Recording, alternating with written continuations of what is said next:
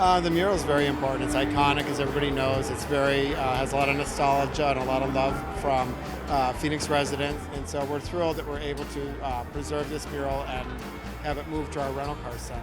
I'm Gary Martelli. I work for the Phoenix Airport Museum as the manager and curator. It's kind of sad to see Terminal 2 close. I've been in the terminal many times, but very happy to hear that the Paul Coe's mural will be moved to another location where it will actually be more visible than it is here in Terminal 2 today. I'm Michelle Dodds, City of Phoenix Historic Preservation Officer. Terminal 2 opened 58 years ago in 1962.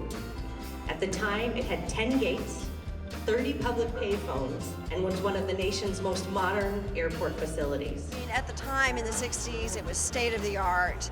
It was really showing the promise the city of Phoenix had in growing into the future. I think most of our memories of the airport is either welcoming family members or having family members head out, watching families welcome servicemen and women. We always have those warm feelings.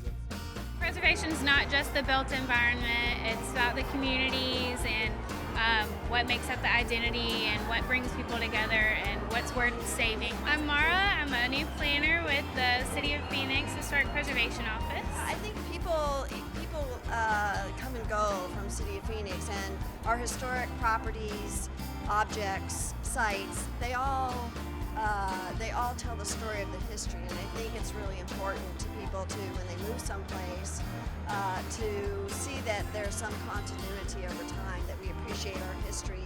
So visitors go to the car rental facility, they will be able to, as they go down the escalators to receive their car, they will be able to look up and see all three panels very visible there, and actually more visible than they are here today.